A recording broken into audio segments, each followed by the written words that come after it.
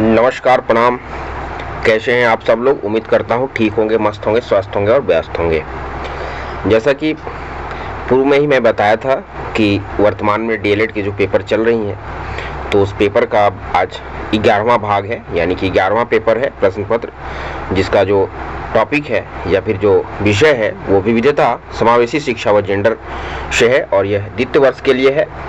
और हाल ही में जो एमसीक्यू यानी कि मल्टीपल चॉइस क्वेश्चन, जिसको हम लोग सही विकल्प के रूप में जानते हैं, और इसी के साथ हम फिल इन द ब्लैंक्स यानी कि रिक्त स्थानों की पूर्ति के लिए कुछ क्वेश्चंस दिए हैं। 10 अध्याय हैं, 10 अध्याय के कुछ प्रश्न हैं जो हम ये जो वीडियो के माध्यम से लेके आते हैं, जो परीक्षा की दृष्टि से, मुख्य परीक्षा की दृष्टि से जो छत्तीसगढ़ माध्यमिक शिक्षा मंडल के लिए महत्वपूर्ण माना जाता है। और इसमें हाल ही में आप सभी ने देखा होगा कि वर्तमान में जो माध्यमिक शिक्षा मंडल का जो डीएलएड का पेपर का जो पैटर्न है, विगत वर्षों में जैसा आता रहा कि एमसीक्यू का पूरा क्वेश्चन यानी कि रिक्त सही विकल्प के पूरे 10 क्वेश्चन आते थे, वर्तमान में उन्होंने क्या कर दिया है कि जो अभ्यर्थी है उसके दिमागों के साथ वो खेलना चाह रहा है, यानी कि वो जानना चाह रहा है कि बच्चा क्या समझ रहा है उसके बारे में। तो उन्होंने वन लाइनर यानी कि एक शब्द में 5 क्वेश्चन को लिखवाने के लिए या फिर शब्द सीमा को निर्धारित करने के लिए, या फिर बच्चा क्या सीखता है, क्या जान रहा है, उसको लेने के लिए 5 क्वेश्चन उसमें दे रखा है। तो 5 क्वेश्चन वस्तुनिष्ठ प्रश्न का दे रखा है और 5 क्वेश्चन वन लाइनर का दे रहा है। तो इसी के साथ हम प्रारंभ करते हैं। पहला अध्याय है जो खंड के रूप में जानते हैं। तो समाज में विविधता है। तो पहला प्रश्न है कि समाज में विविधता के रूप हैं, तो उपरोक्त सभी हैं, जिसमें जातिगत विविधता, धार्मिक विविधता और सांस्कृतिक विविधता आती है। और दूसरा है विविधता में एकता के सिद्धांत का पालन है, तो वह आवश्यक है। और जाति व्यवस्था से जीवन होता है तो प्रभावित होता है। और किस वेद के अनुसार 4 वर्ग यानी कि ब्राह्मण, क्षत्रिय, वैश्य, शूद्र थे जिन्हें वर्ण कहा जाता है, तो वह ऋग्वेद है। और विविधता में एकता के कौन से प्रकार होते हैं, तो इसकी एकरूपता पर आधारित और बहुरूपता पर आधारित यानी कि ए और बी दोनों होंगे। जब हम एक समूह के सभी को एक छवि में बांध लेते हैं उसे क्या कहते हैं, तो उसे हम रूढ़िबद्ध धारणा कहते हैं। और भारतीय संस्कृति, परंपराओं व विविधता का सर्वोत्तम उदाहरण अगर कोई है तो इसका जो देन है, जो कि यह कथन किसने दिया है, तो महात्मा गांधी ने दिया है। और आपकी कक्ष में बच्चों में विद्यमान विविधता अगर कोई है तो विविधता को एक स्रोत की तरह उपयोग किया जाना चाहिए, इसकी बात करता है। विविधता में एकता का भाव की बात करें तो देश हित में है। और इसी के साथ हम रिक्त स्थान की बात करें तो इसमें पूछता है कि प्रत्येक समाज, देश और राष्ट्र अपने क्षेत्र की शिक्षा में विकास के लिए प्रयत्नशील है। दूसरा प्रश्न है, हम देखेंगे रिक्त स्थान की, तो विगत व्यक्ति और समाज एक दूसरे के पूरक हैं, संसार विविधता से परिपूर्ण है और किसी राष्ट्र के नागरिक में व्याप्त एकता की भावना को राष्ट्रीय एकता कहते हैं। और समाज में विविधता का मुख्य कारण भौगोलिक स्थितियां हैं। इसी के साथ हम आगे बढ़ेंगे। इकाई 2 में है विविधता और भेदभाव। तो इसमें जो पहला प्रश्न है तो वह कहता है कि वे पूर्वाग्रह जो जातीय भेद और जातियों के विरोध के कारण उत्पन्न होते हैं क्या कहलाते हैं, उसको हम जातीयता पर आधारित पूर्वाग्रह कहते हैं। समाज में अशांति, विरोध, अत्याचार, यमन्यस्त हिंसा और कदाचार का जो कदाचार बल किसके द्वारा मिलता है, तो पूर्वाग्रह के द्वारा मिलता है। और भारत में शिक्षा के अवसरों के भेदभाव का आधार है, तो वह ऑप्शन नंबर ए और बी दोनों होगा, जिसमें ग्रामीण और नगरीय विभिन्नता है और लिंग और जाति पर आधारित विषमता की बात करता है। भारतीय समाज में भेदभाव के आधार पर लड़कियां की शिक्षा की मुख्य समस्या अगर है कोई तो आर्थिक कारण है, सामाजिक कुरीति है और प्रथा प्रथा की बात करता है।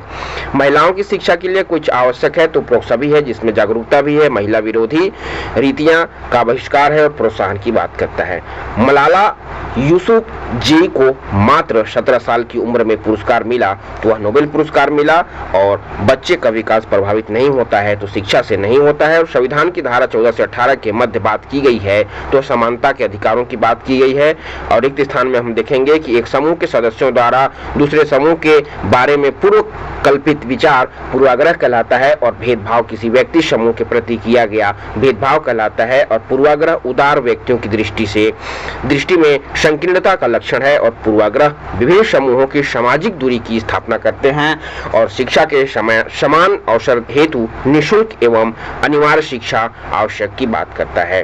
हम इकाई 3 की ओर बढ़ते हैं। इकाई 3 में वस्तुनिष्ठ प्रश्न है वो कहता है कि संस्कृति एक प्रक्रिया है जो प्रतीकात्मक और एवं निरंतर के साथ संचयी एवं प्रगतिशील शिक्षा के रूप में जाने जाते हैं। संस्कृति का निर्माण होता है तो उपरोक्त सभी से होता है, जिसमें रीति रिवाजों से होता है, परंपराओं से होता है और व्यवहारों से होता है। सांस्कृतिक विविधताओं के आगमन है तो उपरोक्त सभी है, जिसमें प्रकार्यवाद, पारिस्थितिकी और सांस्कृतिक सर्वतोमुखी कहलाते हैं। संस्कृति के निर्धारक तत्व कौन से हैं तो उपरोक्त सभी हैं, जिसमें जातीय है, भौगोलिक है और भाषाई व्याख्या है। सांस्कृतिक विविधता के पहलू नहीं है, नेगेटिव की ओर ले चलते हैं। नकारात्मक की बात करता है तो शिक्षा नहीं है, और स्कूल का सबसे महत्वपूर्ण कार्य अगर कोई है तो प्रत्येक बच्चे की शैक्षणिक जरूरतों के प्रति संवेदनशील होने की बात करता है। पहनावे के ढंग, तरीके का अवसर व्यक्तियों के उपरोक्त सभी व्यक्तियों के खालिस्तान पर प्रभाव पड़ता है, तो इसका जो सही अवसर होगा गतिशीलता पर पड़ता है, आजादी की भावना पर पड़ता है और सम्मान पर पड़ता है। इसी के साथ हम देखेंगे रिक्त स्थान की बात करता है तो संस्कृति का शिक्षा पर काफी प्रभाव पड़ता है। संस्कृति वातावरण में नियंत्रण स्थापित करने का साधन होता है, और शिक्षा व्यवस्था का आधार समाज की संस्कृति का ही प्रतिरूप होता है, और संस्कृति के संरक्षण और विकास के लिए शिक्षा की भूमिका महत्वपूर्ण होती है। सांस्कृतिक विविधता का महत्वपूर्ण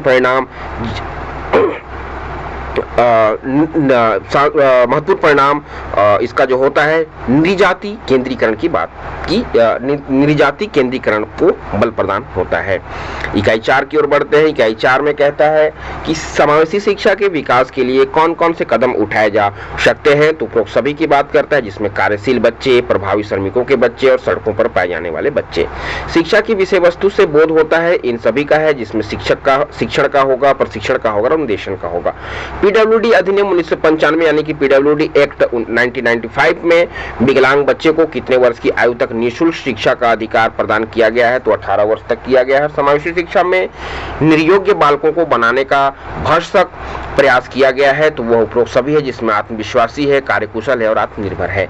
निःशक्तजन अधिनियम समान अवसर अधिकार व उनकी उपयोगिता, संरक्षण तथा पूर्व भागीदारी 1995 वर्ष में बना है, और एनसीएफ 2005 में समावेशी शिक्षा का तात्पर्य शब्द को सामान्य करने से कहता है। और निम्न में से कौन सा कथन समावेशी संदर्भ में सत्य है तो इसका जो सही आंसर है ऑप्शन तीनों कथन समावेशी संदर्भ में त्रुटिपूर्ण है, यानी कि तीनों गलत हैं।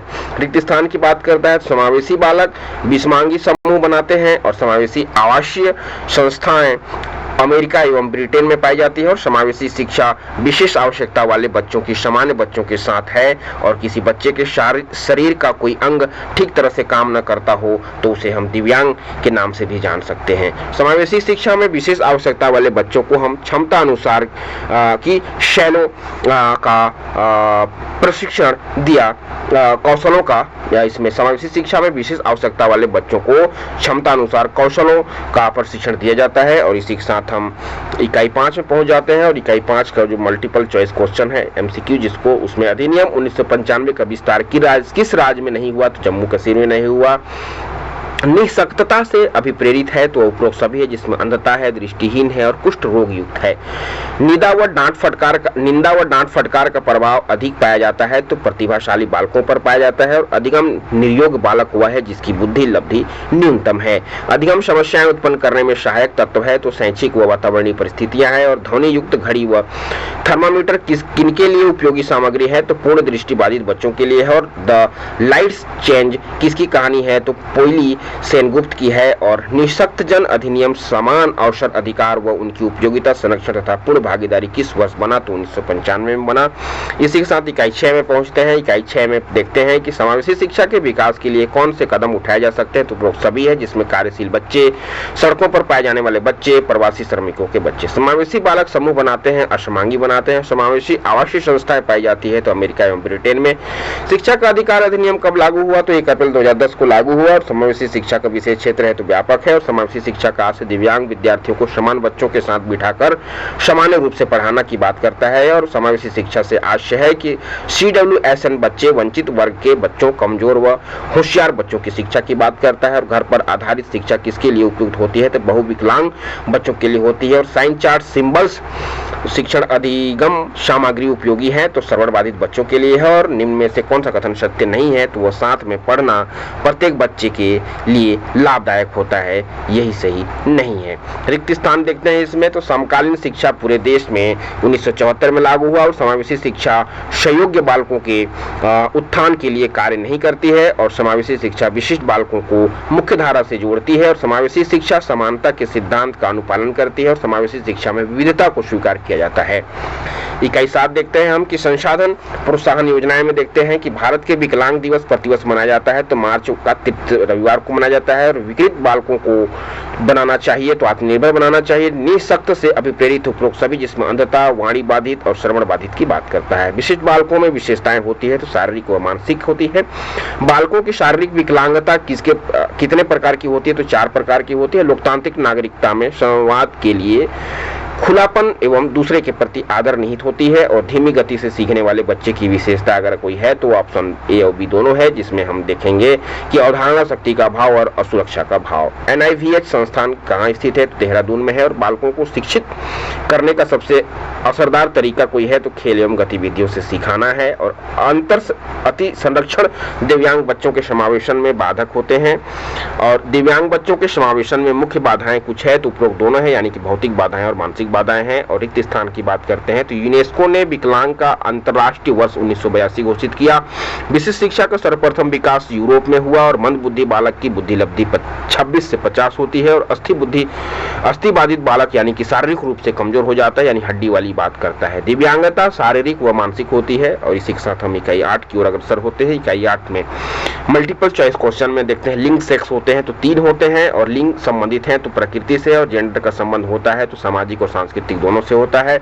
लिंग सेक्स का स्वरूप होता है तो स्थायी होता है और प्रकृति की लिंग से वही रिश्ता है जो संस्कृति का जेंडर से है और स्वस्थ लैंगिक दृष्टिकोण के विकास के लिए आवश्यक है तो शिक्षा वाली शाला है और लड़कियों के लिए शैक्षिक जीवन शैली आवश्यक है ताकि वे संप्रेषण कौशल का विकास कर सकें और एकल औरतों व बच्चों को जिन कड़ी आर्थिक कठिनाई का सामना करना पड़ता है वे समाज द्वारा अपनी नापसंदगी जाहिर करने का ढंग है तो वह एन ओकली का कथन है और उभयलिंगी व्यक्ति अधिकारों का संरक्षण विधेयक 2017 के 8वें अध्याय में राष्ट्रीय काउंसिल का गठन किया गया है और जेंडर निर्धारित होता है तो जन्म से होता है।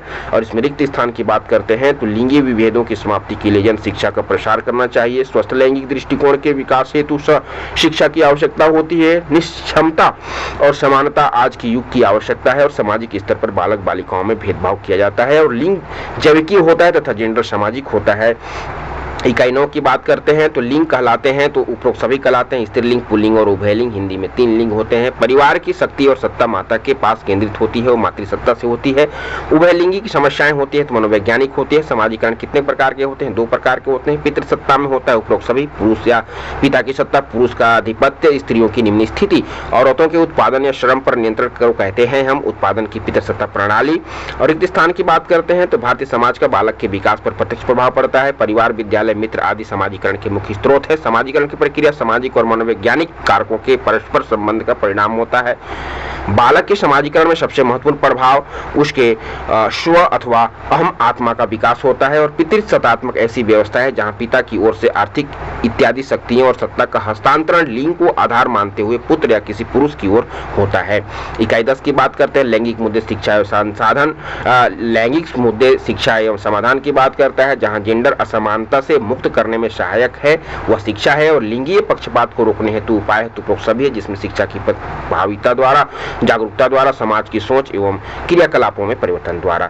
लिंगीय पक्षपात को प्रोत्साहित करने वाले कारक हेतु उपरोक्त सभी है जिसमें परंपराएं व रीति रिवाज है, जागरूकता की कमी है और आर्थिक स्थिति है। शिक्षा में समानता लाने हेतु शैक्षिक नीतियां हैं तो उपरोक्त सभी है जिसमें सामान्य संस्था प्रणाली, शिक्षा का सार्वभौमिकरण, योग्यता के आधार पर विद्यार्थी के चयन की बात करता है। शिक्षा का सार्वभौमिक आवश्यकता है तो वो ए और बी दोनों है, यानी कि शिक्षा में समानता लाने हेतु जेंडर भेदभाव करने में। रिक्त स्थान की बात करते हैं तो लैंगिक मुद्दे के विषय में जागरूकता लाने, व्यापक दृष्टिकोण का विकास करने में और पाठ्यक्रम की भूमिका अत्यधिक प्रभावी हो सकती है। चुनौतीपूर्ण लिंग की दशा में सुधार लाने के लिए केवल शिक्षा ही एकमात्र महत्वपूर्ण उपकरण है और लिंगी पक्षपात को शिक्षा को प्रभाविता द्वारा रोका जा सकता है और लैंगिक मुद्दे के समाधान हेतु शिक्षक एक समाधानकर्ता की भूमिका निभाता है और शिक्षा का महत्वपूर्ण उद्देश्य समानता लाना की बात करता है। इस शिक्षा समाप्त होता है। धन्यवाद। बने रहिए, लगे रहिए। नेक्स्ट दिन, अगले दिन का इंतजार करिए, फिर से अगला वीडियो 12वां पेपर का डलेगा।